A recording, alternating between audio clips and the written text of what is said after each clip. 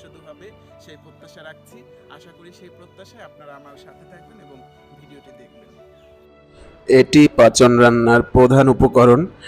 স্থানীয়ভাবে এটিকে বলা হয়ে থাকে বোম্বারালি, যদিও এর সঠিক নাম কি সেটা আমার জানা নেই। মূলত এগুলো খালের পাশে হয়ে থাকে। এরপর নিলাম কাঁচা ডুমুর,